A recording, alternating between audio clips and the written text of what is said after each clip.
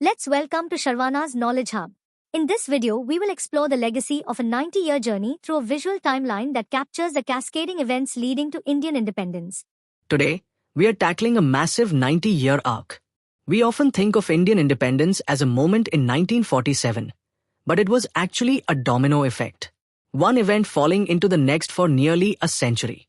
It's like a relay race where the baton kept changing hands, from kings and queens to poets, lawyers, and finally, the common man. Let's go back to where the spark first caught fire, 1857. The spark and the seed from 1857 to 1905. The revolt of 1857. It's often called a Sepoy Mutiny, but it was so much more. You had Rani Lakshmibai and Tanshia Tope fighting for their soil. It failed militarily, sure, but it changed the psyche of India. The Azamgarh Proclamation of 29 September 1857 is one of the most significant documents of the Indian Rebellion of 1857. Published in the Delhi Gazette, it is attributed to Firoz Shah, a grandson of the last Mughal emperor, Bahadur Shah Zafar. It served as a vision for an India free from British rule. The Indigo Revolt against European planters in Bengal between 1859 to 1860. Neel Darpan by Deenbandhu Mitra and a Hindu Patriot newspaper by H.C. Mukherjee played an important role in exposing British exploitation in India.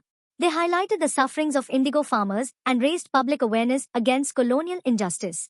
The Hindu Widows Remarriage Act in 1856 legalizing and protecting the marriage of widows. Do you know the 1860s saw a massive cotton famine because the American Civil War cut off global supplies, causing prices to skyrocket and devastating textile hubs like Lancashire. To fill the gap, countries like India and Egypt rapidly expanded production, leading to a temporary economic boom fueled by high export profits. However, when American trade resumed after the war, a sudden oversupply caused prices to crash, triggering a wave of bankruptcies and a global financial crisis.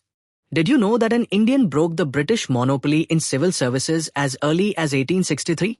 This is Satyendranath Tagore, the first Indian to qualify for the Indian Civil Service, inspiring generations of Indians to dream beyond British restrictions.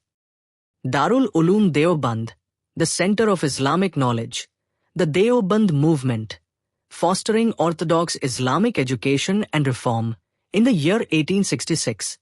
The East Indian Association, advocating Indian rights and political reform in London. In the same year, both occurred parallelly. Let's move to next. The Pratna Samaj was founded in 1867 in Bombay to promote social reforms such as widow remarriage, women's education, and the abolition of caste discrimination. Inspired by the Brahmo Samaj, it encouraged simple worship and worked for equality and modernization in Indian society. The Pabna agrarian leagues were formed in the 1870s in Bengal by peasants to protest against the exploitation and unfair rent demands of zamindars. These leagues organized peaceful movements and united farmers to protect their rights, becoming an important example of early peasant resistance in India. The Indian National Congress was founded in 1885 by A.O. Hume along with educated Indian leaders.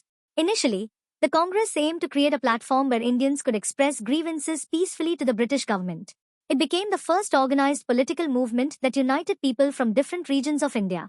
The Satya Shodhak Samaj, Truth Seeker Society, was a social reform society founded by Jyotirao Phule in Pune, Maharashtra, on 24 September 1873. Its primary mission was to liberate Shudras and Dalits from exploitation and to promote education, social rights, and religious liberty for underprivileged groups and women. The Arya Samaj was founded by Swami Dayanand Saraswati in 1875 to promote the teachings of the Vedas and reform Hindu society. It opposed social evils like caste discrimination and child marriage while encouraging education, women's upliftment, and social equality. The Theosophical Society was founded in 1875 in New York City by Helena Blavatsky and Henry Steele Olcott to promote universal brotherhood and the study of ancient religions and philosophies. The society later moved its headquarters to Adyar, Chennai, India, in 1882, where it gained significant influence under the leadership of Annie Besant, who played a vital role in the Indian national movement. The Aligarh movement, founded by Sir Syed Ahmad Khan in 1875, aimed to modernize Muslim society in India through Western-style education and social reform. It centered around the establishment of the Muhammadan Anglo-Oriental College, now Aligarh Muslim University, which sought to harmonize Islamic teachings with modern scientific knowledge. Like, share and subscribe the channel. Your support makes the historical journey possible.